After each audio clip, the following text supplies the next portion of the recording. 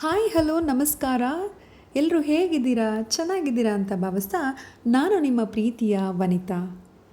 ಇದು ಶುಕ್ರವಾರದ ವ್ಲಾಗ್ ಆಗಿರುತ್ತೆ. ಬೆಳಗ್ಗೆ 4 ಗಂಟೆಗೆ ಎದ್ದೆ, ಬೇಗ ಪೂಜೆ ಮಾಡೋಣ ಇವತ್ತು ಅಂತ. ಆದರೆ ಮನೆ ಕೆಲಸದವ್ಳು ಬರಲ್ಲ ಅಂತ ಗೊತ್ತಾಯಿತು. ಇಡೀ ಮನೆ ಕೆಲಸನೆಲ್ಲ ಒಬ್ಬಳೇ ಮಾಡ್ಕೊಳ್ಬೇಕಾಯ್ತು.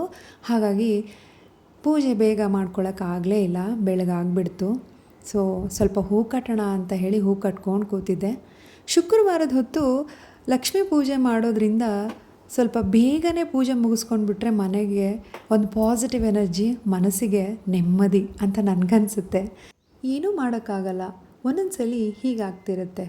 ನಾವು ಅಂದ್ಕೊಂಡಿದ್ದೇ ಒಂದು, ಅದಾಗೋದೇ ಇನ್ನೊಂದು ಅಲ್ವಾ?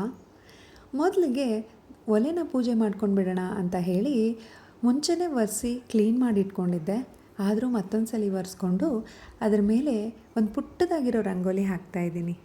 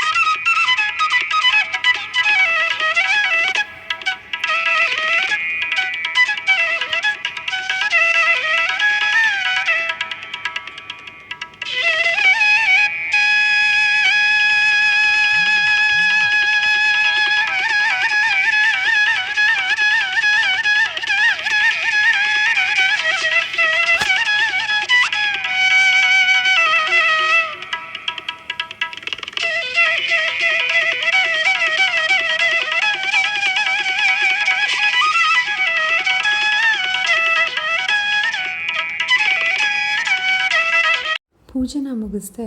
ಈಗ ಟಿಫಿನ್ಗೆ ಅಂತ ಹೇಳಿ ತರಕಾರಿನ ಕಟ್ ಮಾಡ್ಕೊಳ್ತಾ ಇದ್ದೀನಿ.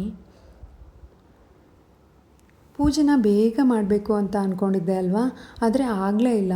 ಹಾಗಾಗಿ ಇರಲಿ ಪರವಾಗಿಲ್ಲ, ಬೆಳಗಿನ ತಿಂಡಿನ ಪ್ರಿಪೇರ್ ಮಾಡಿ ಇಟ್ಬಿಟ್ಟು ಅದಾದಮೇಲೆ ನೆಮ್ಮದಿಯಿಂದ ಪೂಜೆ ಮಾಡೋಣ ಅಂತ ಹೇಳಿ ತರಕಾರಿನ ಕಟ್ ಮಾಡ್ಕೊಳ್ತಾ ಇದ್ದೀನಿ. ಬೆಳಗಿನ ತಿಂಡಿಗೆ ಕ್ವಿಕ್ಕಾಗಿ ಈಸಿಯಾಗಿ ಉಪ್ಪಿಟ್ಟು ಮಾಡಿಬಿಡೋಣ ಅಂತ ಹೇಳಿ ಈರುಳ್ಳಿ, ಮೆಣಸಿನ್ಕಾಯಿ, ಕರಿಬೇವು, ಕೊತ್ತಂಬರಿ ಎಲ್ಲ ಹೆಚ್ಚಿ ರೆಡಿ ಮಾಡಿ ಇಟ್ಕೊಳ್ಳೋಣ ಅಂತ ಹೇಳಿ ಕಟ್ ಮಾಡ್ಕೊಳ್ತಾ ಇದ್ದೀನಿ.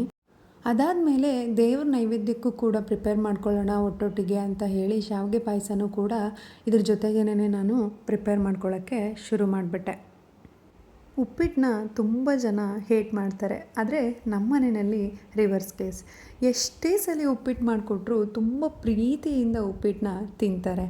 ಹಾಗಾಗಿ ಇವತ್ತು ತುಂಬ ಬ್ಯುಸಿ ಡೇ ಇತ್ತು, ಹರಿ ಡೇ ಇತ್ತು. ಬೆಳಗ್ಗೆ ಬೇಗನೆ ಎಲ್ಲ ಕೆಲಸ ಮುಗಿಯೋಕ್ಕಾಗಲ್ಲ, ಬೇರೆ ಏನಾದರೂ ತಿಂಡಿನ ಮಾಡ್ಕೊಂಡು ಕೂತ್ರೆ ಅಂತ ಹೇಳಿ ನಾನು ಉಪ್ಪಿಟ್ಟನ್ನ ಸೆಲೆಕ್ಟ್ ಮಾಡಿಕೊಂಡೆ.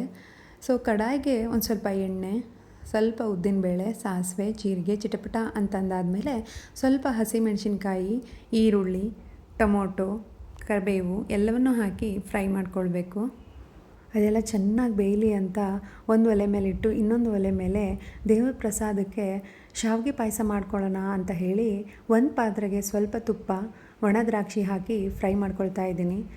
ದೇವ್ರ ಪ್ರಸಾದಕ್ಕೆ ಆಗಿರಲಿ ಅಥವಾ ಯಾವುದೇ ಪಾಯಸಕ್ಕೆ ಆಗಿರಲಿ ಡ್ರೈ ಫ್ರೂಟ್ಸ್ನ ನಾವು ಎಷ್ಟು ಚೆನ್ನಾಗಿ ಹಾಕ್ತೀವೋ ಅಷ್ಟು ಟೇಸ್ಟಿಯಾಗಿರುತ್ತೆ ಅಂತ ನನಗನ್ಸುತ್ತೆ. ಹಾಗಾಗಿ ಈ ದ್ರಾಕ್ಷಿ ಎಲ್ಲ ಫ್ರೈ ಮಾಡಿ ಪಕ್ಕಕ್ಕೆ ಎತ್ತಿಟ್ಕೊಂಡ್ಮೇಲೆ ಗೋಡಂಬಿನ ಹಾಕಿ ಫ್ರೈ ಮಾಡ್ಕೊಳ್ತಾ ಇದ್ದೀನಿ. ಪೂಜೆ ಮಾಡೋಕ್ಕಿಂತ ಮುಂಚೆನೇ ದೇವರ ಪ್ರಸಾದ ನೈವೇದ್ಯಕ್ಕೋಸ್ಕರ ಏನೇ ನಾವು ಪ್ರಿಪೇರ್ ಮಾಡ್ಕೊಳ್ಬೇಕು ಅದನ್ನು ಮುಂಚೆನೇ ಮಾಡಿಟ್ಕೊಂಡ್ರೆ ನಮಗೆ ಅಯ್ಯೋ ನೈವೇದ್ಯಕ್ಕೇನು ಮಾಡಿಲ್ಲ, ಪೂಜೆ ಆದಮೇಲೆ ಲೇಟಾಗಿ ನೈವೇದ್ಯ ಮಾಡಬೇಕಲ್ಲ ಅಂತ ಅನ್ನೋ ಟೆನ್ಷನ್ ಕೂಡ ಇರೋದಿಲ್ಲ. ಹಾಗಾಗಿ ಮುಂಚೆನೇ ಮಾಡಿ ರೆಡಿ ಮಾಡಿ ಇಟ್ಕೊಂಡ್ಬಿಟ್ರೆ ನಮಗೆಲ್ಲನೂ ಅನುಕೂಲ ಆಗುತ್ತೆ ಅಂತಲೇ ಹೇಳ್ಬೋದು. ಈಗ ಸ್ವಲ್ಪ ತುಪ್ಪ ಉಳಿದಿತ್ತಲ್ಲ, ಅದಕ್ಕೆ ಸ್ವಲ್ಪ ಶಾವಿಗೆ ಹಾಕಿ ಫ್ರೈ ಮಾಡ್ಕೊಳ್ತಾ ಇದ್ದೀನಿ. ಈ ಥರ ಫ್ರೈ ಮಾಡ್ಕೊಳ್ಳೋದ್ರಿಂದ ಈ ಶಾವಿಗೆ ಪಾಯಸ ಬೇಗ ಗಟ್ಟಿ ಆಗೋದಿಲ್ಲ, ಇನ್ನೊಂದು ಈ ಗಂಟುಗಳಾಗೋದಿಲ್ಲ ಅಂತ ನನಗನ್ಸುತ್ತೆ. ಹಾಗಾಗಿ ಸ್ವಲ್ಪ ತುಪ್ಪದಲ್ಲಿ ಹುರಿದು ಅದಕ್ಕೆ ಸ್ವಲ್ಪ ಹಾಲು, ನೀರು ಹಾಕಿ ಮಿಕ್ಸ್ ಮಾಡಿಕೊಂಡು ಕುದಿಯೋಕೆ ಇಡಬೇಕು. ಇನ್ನೂ 2 ಲೋಟ ಹಾಲು ಹಾಕಿದ್ದೀನಿ, ಆ ವಿಡಿಯೋದಲ್ಲಿ ಮಿಸ್ಸಾಗಿ ಹೋಗ್ಬಿಟ್ಟಿದೆ. ಇದು ಈ ಕಡೆ ಕುದೀತಾ ಇರಲಿ, ಆ ಕಡೆ ಉಪ್ಪಿಟ್ಟನ್ನ ಪ್ರಿಪೇರ್ ಮಾಡಿಬಿಡೋಣ ಅಂತ ಹೇಳಿ ಟೊಮೊಟೊ, ಈರುಳ್ಳಿ, ಮೆಣಸಿನ್ಕಾಯಿ ಇವೆಲ್ಲ ಬೆಂದಿದೆಯೋ ಇಲ್ವೋ ಅಂತ ಒಂದ್ಸಲಿ ಚೆಕ್ ಮಾಡ್ಕೊಳ್ತಾ ಇದ್ದೀನಿ. ಸೊ ಇದು ಬೆಂದಿದಾದಮೇಲೆ ಸ್ವಲ್ಪ ನೀರನ್ನು ಹಾಕ್ಕೊಳ್ಬೇಕು. 1 ಲೋಟ ರವೆಗೆ 3 ಲೋಟ ನೀರನ್ನು ಹಾಕ್ಕೊಂಡ್ರೆ ಉಪ್ಪಿಟ್ಟು ಕರೆಕ್ಟ್ ಕನ್ಸಿಸ್ಟೆನ್ಸಿಗೆ ಬರುತ್ತೆ. ಬೇಕಂದರೆ ತೆಳ್ಳಗೆ ಬೇಕಂದರೆ ನೀರನ್ನು ಜಾಸ್ತಿ ಹಾಕ್ಕೋಬೋದು. ಇದು ಒಂಥರ ಈ ಕಡೆ ತುಂಬ ಉದುರು ಅಲ್ಲ, ಈ ಕಡೆ ತುಂಬ ಮುದ್ದೆನೂ ಅಲ್ಲ ಅನ್ನೋ ಥರ ಬರುತ್ತೆ, ಚೆನ್ನಾಗಿರುತ್ತೆ. ಅಳತೆ ಗೊತ್ತಿಲ್ಲದೆ ಹೆಂಗಪ್ಪ ಉಪ್ಪಿಟ್ಟು ಮಾಡೋದು ಅನ್ನೋ ಟೆನ್ಷನ್ ಯಾರಿಗಾದರೂ ಇದ್ದರೆ ಈ ಥರ ಉಪ್ಪಿಟ್ಟು ಮಾಡ್ಕೊಂಡ್ಬಿಟ್ರೆ ತುಂಬ ಈಸಿಯಾಗಿ ಉಪ್ಪಿಟ್ಟು ರೆಡಿಯಾಗಿ ಹೋಗ್ಬಿಡುತ್ತೆ. ಇದು ಸ್ವಲ್ಪ ಒಂದು ಕುದಿ ಬಂದಮೇಲೆ ಇದ್ರ ಮೇಲೆ ಲಿಡ್ ಕ್ಲೋಸ್ ಮಾಡಿದ್ರೆ ಸ್ವಲ್ಪ ಒಂದು 3 ನಿಮಿಷ ಇದು ಕುದ್ರೆ ಉಪ್ಪಿಟ್ಟು ಕೂಡ ರೆಡಿಯಾಗಿ ಹೋಗ್ಬಿಡುತ್ತೆ. ಟಿಫಿನಿಗೂ ರೆಡಿ ಆಯಿತು. ಆ ಕಡೆ ನೈವೇದ್ಯಕ್ಕೆ ಪ್ರಿಪೇರ್ ಮಾಡೋಣ ಅಂತ ಅಂದ್ಕೊಂಡಿದ್ವಲ್ಲ, ಅದಕ್ಕೆ ಸ್ವಲ್ಪ ಹಾಲು, ಬೆಲ್ಲ ಎಲ್ಲ ಹಾಕಿ ಕುದಿಸಿ ಡ್ರೈ ಫ್ರೂಟ್ಸ್ನ ಮಿಕ್ಸ್ ಮಾಡಿಬಿಟ್ರೆ ಈ ಒಂದು ಪಾಯಸ ರೆಡಿಯಾಗಿ ಹೋಗ್ಬಿಡುತ್ತೆ. ಹೀಗೆ ಬೆಳಗಿನ ಎಲ್ಲ ಕೆಲಸಗಳನ್ನು ಒಟ್ಟೊಟ್ಟಿಗೆ ಮಾಡ್ಕೊಂಡ್ಬಿಟ್ರೆ ಬೆಳಗಿನ ಟೈಮ್ ಕೂಡ ಸೇವ್ ಆಗುತ್ತೆ ಅಂತಲೇ ಹೇಳ್ಬೋದು. ಶಾವಿಗೆ ಪಾಯಸಕ್ಕೆ ಆಲ್ಮೋಸ್ಟ್ ಆಲ್ ಎಲ್ಲರೂ ಈ ಸಕ್ಕರೆನ ಪ್ರಿಫರ್ ಮಾಡ್ತಾರೆ, ಆದರೆ ನನಗೆ ಈ ಸಕ್ಕರೆನ ಆದಷ್ಟು ಕಡಿಮೆ ಯೂಸ್ ಮಾಡಬೇಕು. ನಮ್ಮ ಮನೇಲಿ ನಿಜವಾಗ್ಲೂ ಹೆಚ್ಚಿಗೆ ಯೂಸೇ ಮಾಡೋದಿಲ್ಲ, ಆದಷ್ಟು ಕಡಿಮೆ ಮಾಡಬೇಕು. ಎಷ್ಟಾಗುತ್ತೆ ಅಷ್ಟು ಸ್ವೀಟ್ಗಳನ್ನ ಬೆಲ್ಲದಲ್ಲೇ ಪ್ರಿಪೇರ್ ಮಾಡಬೇಕು ಅನ್ನೋದು ನನಗನ್ಸುತ್ತೆ. ಹಾಗಾಗಿ ಈ ಶಾವಿಗೆ ಪಾಯಸಕ್ಕೂ ಕೂಡ ಬೆಲ್ಲ ಹಾಕಿನೇ ಪ್ರಿಪೇರ್ ಮಾಡ್ತಾಯಿದ್ದೀನಿ. ಕೆಲವೊಂದು ಬೆಲ್ಲ ಹಾಲು ಇವೆರಡು ಮಿಕ್ಸ್ ಮಾಡಿಬಿಟ್ರೆ ಒಡೆದೋಗ್ಬಿಡುತ್ತೆ ಹಾಲು, ಆದರೆ ನಮ್ಮನೇಲಿ ತರೋ ಬೆಲ್ಲ ಉಂಡೆ ಬೆಲ್ಲ, ಹಾಗಾಗಿ ಈ ಹಾಲು ಯಾವುದೂ ಒಡಿಲಿಲ್ಲ. ಪಾಯಸ ತುಂಬ ಟೇಸ್ಟಿಯಾಗಿ ಚೆನ್ನಾಗಿ ಬಂತು. ಅದಾದಮೇಲೆ ದೇವ್ರ ನೈವೇದ್ಯಕ್ಕೆ ಒಂದು ಬಟ್ಲಲ್ಲಿ ಆ ಪಾಯಸನ ಹಾಕ್ಕೊಂಡು ಪ್ರಿಪೇರ್ ಮಾಡಿಕೊಂಡು ಪೂಜೆಗೆ ಹೋದೆ.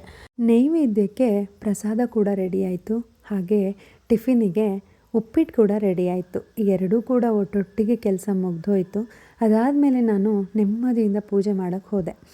ಸೊ ಇದಾಗಿತ್ತು ಇವತ್ತಿನ ವ್ಲಾಗ್. ತಮಗೆಲ್ಲರಿಗೂ ಇಷ್ಟ ಆಗಿದ್ದರೆ ದಯವಿಟ್ಟು ಒಂದು ಲೈಕ್ ಮಾಡಿ, ಶೇರ್ ಮಾಡಿ, ಕಮೆಂಟ್ ಮಾಡಿ ಹಾಗೂ ಸಬ್ಸ್ಕ್ರೈಬ್ ಮಾಡೋದನ್ನು ಮಾತ್ರ ಮರಿಬೇಡಿ. ಆವತ್ತು ಹುಣ್ಣಿಮೆ ಆಗಿತ್ತು ನೋಡಿ, ಚಂದ್ರನ ಸುಂದರ ದೃಶ್ಯ.